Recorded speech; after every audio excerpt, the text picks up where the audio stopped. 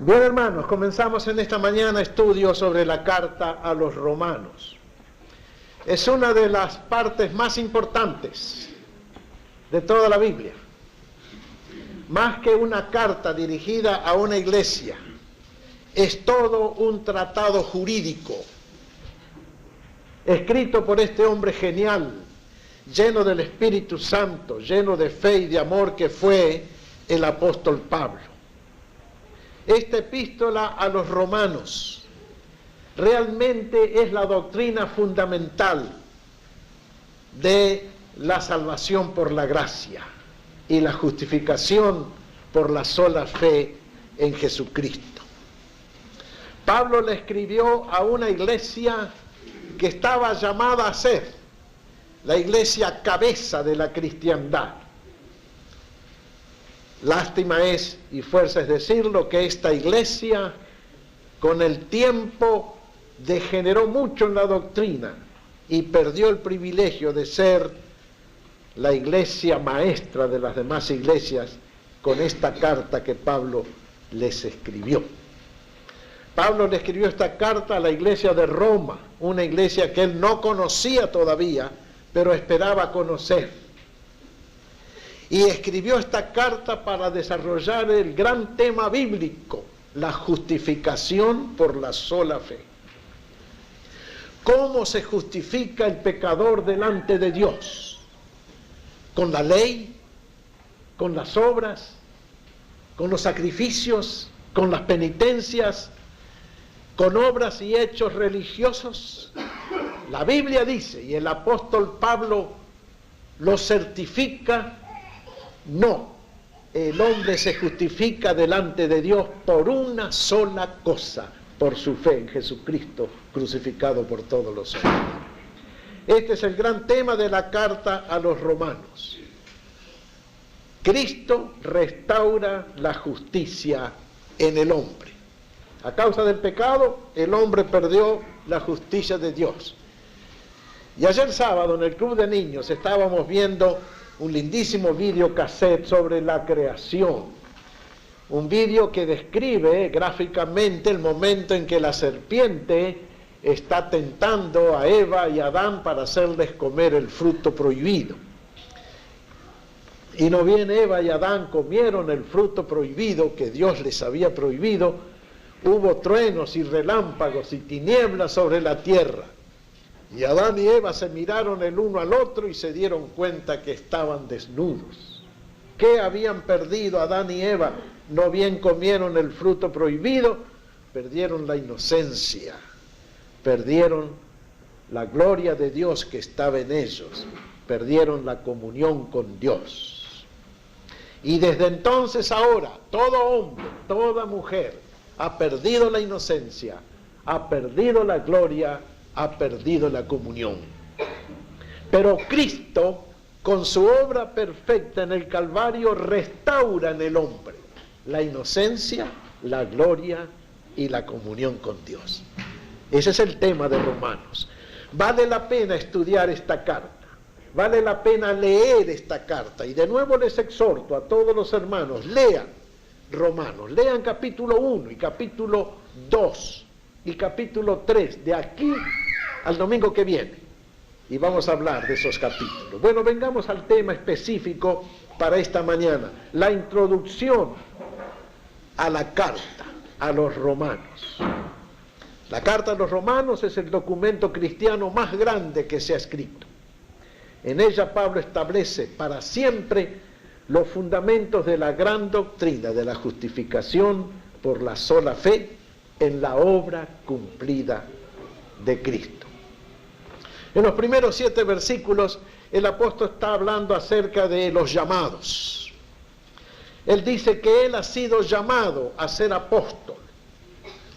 Jesús lo llamó en el camino de Damasco a ser apóstol de Jesucristo. Y esta mañana, en la clase sobre el libro de los Hechos que estudiábamos en la escuela dominical, estuvimos analizando la conversión de Pablo en el camino de Damasco. Pablo, que era un fariseo judío, que era un perseguidor de los cristianos, que era un enemigo de Cristo, que era violento, que era un hombre malo, fue alcanzado por Cristo en el camino a Damasco, fue convertido y fue en ese momento comisionado como apóstol, o sea, enviado de Jesucristo a llevar por todo el mundo el evangelio de la gracia salvadora y el nombre de Jesús. Así que Pablo se llama aquí en Romanos, Pablo llamado a ser apóstol apartado para el evangelio de Dios. Pero también está diciendo que los gentiles son llamados a ser de Jesucristo. En el verso 6, por ejemplo, lean Romanos 1:6. Entre los cuales estáis también vosotros, llamados a ser de Jesucristo. ¿No les parece preciosa esta cosa, que nosotros estemos llamados a pertenecer a Jesucristo? El diablo nos llama continuamente a pertenecer a Él, pero Jesús nos llama a pertenecer a Cristo, a Jesús, a Él mismo. Y Pablo dice, ustedes están llamados a ser de Jesucristo. Siéntase llamado a ser de Cristo en esta mañana.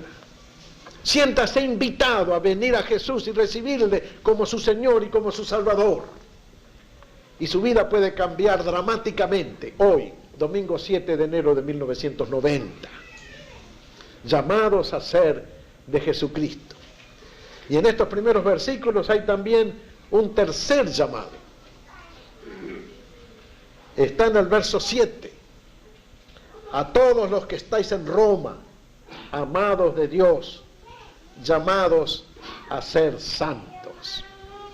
Pablo llamado a ser apóstol, los gentiles llamados a ser cristianos y los cristianos llamados a ser santos. Todo un programa de salvación completa, porque la salvación que Jesús ofrece es salvación completa, no una salvación limitada, no una salvación incompleta, no una salvación a medias, no una salvación pálida y desteñida como algunos tienen, una salvación completa que es libramiento completo del poder del diablo, del poder del pecado, del poder de la carne y del poder del mundo, los 4 poderes satánicos que Pablo menciona en la carta a los romanos de paso.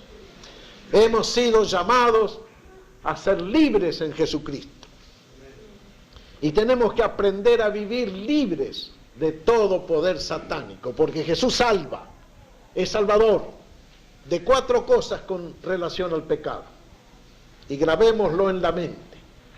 Jesús nos libra en primer lugar de la culpa del pecado. Nosotros somos los culpables, pero Cristo se echó sobre Él la culpa nuestra. Y aprendamos todos esta verdad inmensa en esta mañana. La culpa nuestra, Cristo la cargó sobre Él de tal manera que ya no está sobre nosotros. Cristo nos libra de la pena del pecado.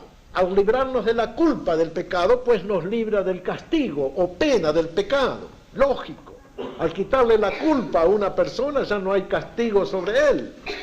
Cuando una corte declara sin culpa a un acusado, pues no hay manera de castigarlo. Si la corte lo declara sin culpa, no hay manera de aplicarle ningún castigo. Y Cristo, al librarnos de la culpa del pecado, nos libra del castigo sobre el pecado. Y en esta carta magnífica, capítulo 6, verso 23, dice, la paga del pecado es muerte, pero la dádiva de Dios es vida eterna en Cristo Jesús, Señor nuestro. Y al librarnos de la culpa del pecado, y al librarnos del castigo del pecado, nos libra del poder del pecado también. De tal manera que ya no vivamos bajo el poder de Satanás, porque hemos sido llamados a ser de Jesucristo, sino que de aquí en adelante vivamos bajo el poder de Jesús, que es un poder de limpieza, de pureza, de buena vida, de honradez, de decencia, de paz, de calma, de alegría y de alabanza. Y por fin, Jesús, gran Salvador de los hombres, nos libra de la presencia del pecado. Pero todavía Jesús no nos libra de la presencia del pecado. Recién en la eternidad, recién en su segunda venida, cuando Él establezca el reino de los cielos entre nosotros, nos veremos libres de la presencia del pecado. Mientras vivamos en esta carne y en este mundo, vamos a estar rodeados de la presencia del pecado. Vemos la presencia del pecado en todas las cosas, en las calles, en los carteles de las esquinas, en los programas de televisión, en las películas del teatro y del cine. El otro día veía un programa de televisión que llaman juvenil, de adolescentes. Todos son adolescentes los que trabajan. ¡Qué descripción velada e impúdica también de las relaciones sexuales entre jovencitos! Y ese programa penetra en todos los hogares. Se mete vía televisión en todos los hogares. La presencia del pecado. Bueno, todavía no estamos libres de la presencia del pecado. Siempre lo vemos en las conversaciones con los compañeros de trabajo, en las calles con las tantas insinuaciones a pecado que encontramos. A veces dentro de las casas mismas hay presencia del pecado. Todavía no estamos libres de esa fatídica presencia. Pero estando en Cristo podemos librarnos de esa presencia. Y para eso vino Jesús, a librarnos de la culpa del pecado, de la pena del pecado, del poder del pecado y de la presencia del pecado. De tal manera que seamos libres, perfecta y maravillosamente libres para vivir una vida abundante en esta vida y una vida gloriosa en la vida que viene, en la vida venidera. Llamados a ser de Jesucristo. Y por fin llamados a ser santos. La misma enseñanza que estamos considerando en 1 Corintios, que estudiamos los viernes. 1 Corintios 1, verso 2, dice la misma cosa. A todos los santificados en Cristo Jesús, llamados a ser santos. La salvación es un proceso. La salvación es un desarrollo. La salvación es un crecimiento hacia la madurez perfecta. La salvación es una vida que se vive. Es un carácter que se desarrolla. Es una inteligencia que va en aumento. Es un conocimiento que se amplía más y más y más. La vida es crecimiento. Un árbol crece, una planta crece, un niño crece. Toda vida es crecimiento. Y la vida cristiana que nos ofrece Cristo es crecimiento también. La vida cristiana comienza en un momento, en el mero momento que como pecadores aceptamos a Cristo como nuestro Señor y Salvador y nacemos de nuevo. Y desde ese momento en adelante, hasta el fin de nuestra existencia terrenal, la vida cristiana debiera ir en continuo aumento.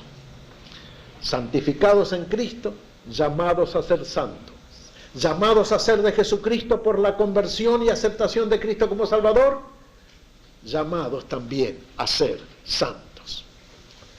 Dios pone siempre delante de nosotros un blanco por delante y más arriba la santidad de la vida, para que caminemos todos nosotros tomados de la mano de Cristo hacia ese estado de santidad de vida.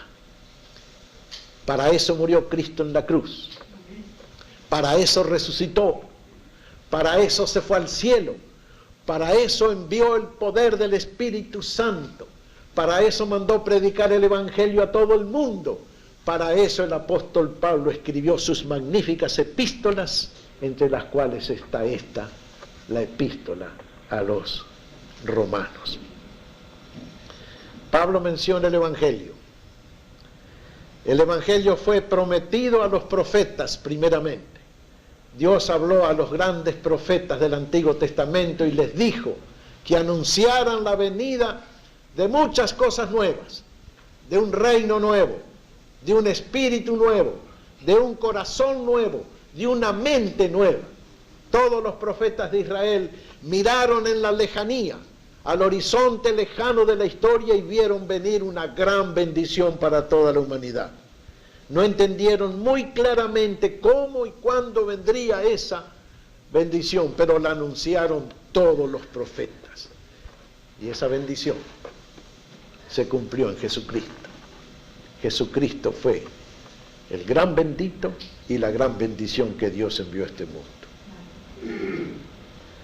El Evangelio, la buena noticia, porque Evangelio significa buena noticia, está basado en la persona y la obra de Jesucristo. En la persona de Jesucristo, porque Jesucristo es Dios hecho hombre. No es un hombre común, vulgar y cualquiera. Es Dios hecho hombre. Su naturaleza es divina. Nació de una mujer virgen para no estar contaminado con el pecado de Adán. Vivió una vida santa. Hizo milagros. Manifestó el poder divino Jesús. Y su obra suprema fue morir en la cruz del Calvario. Y en la cruz del Calvario pagó la culpa de todos nosotros. En la cruz del Calvario Jesús dio su sangre, esa sangre que redime al hombre del poder del pecado. La persona y la obra de Jesucristo son fundamentales para la predicación del Evangelio, para la existencia del Evangelio. Si otra persona no divina hubiera muerto crucificada, y de hecho los romanos crucificaron a centenares y miles de personas, si una persona no divina hubiera muerto crucificada, la humanidad no sería salva. Tenía que ser un ser divino, Dios mismo morir crucificado, para que ese sacrificio de la cruz tuviera potencia. Y si Jesús hubiera muerto de cualquier otra clase de muerte y no en la cruz, tampoco habría evangelio, tampoco habría salvación para nadie. Si Jesús hubiera muerto de viejo en una cama, no habría salvación. O si Jesús hubiera muerto ahorcado, no habría salvación. Según el plan de Dios, según el anuncio de los profetas, Jesús tenía que morir crucificado, con su costado abierto y vertiendo hasta la última gota de su sangre. Porque toda la Biblia enseña la misma cosa. La sangre es la que redime. Y la sangre de Jesucristo nos limpia de todo pecado. Así que el Evangelio que predicamos, el Evangelio que trae salvación, el Evangelio que nos da la paz, el Evangelio que nos reconcilia con Dios, está basado sobre un hecho, no sobre teorías, no sobre hipótesis, no sobre tradiciones o leyendas. Está basado sobre un hecho incontrovertible, la muerte de Jesús en la cruz del Calvario en tal fecha del primer siglo de la era cristiana. De tal manera que todo aquel que cree en ese hecho está salvado eternamente, para siempre. Uno no se hace ciudadano de los Estados Unidos por creer en la fecha del 4 de julio, la independencia de los Estados Unidos. Pero si uno cree en el hecho de la muerte de Jesús, Hijo de Dios, en la cruz del Calvario, entonces sí, Dios lo declara justificado, Dios lo declara salvado, redimido, Dios lo declara Hijo de Dios. La seguridad de la salvación nuestra depende en un hecho que ya se realizó, la muerte de Jesús en la cruz del Calvario. Ese es el tema de Romanos. Pablo va a hablar muchas veces acerca de la sangre que redime. Y finalizando esta introducción, porque luego tenemos la Santa Cena y no queremos prolongar el tiempo. Vengamos a los dos grandes versículos leídos al principio de nuestro servicio, el 16 y el 17. El apóstol Pablo dice: porque no me avergüenzo del Evangelio. No hay que tener vergüenza de ser evangélico, no hay que tener vergüenza de ser cristiano, no hay que tener vergüenza de declararse salvado.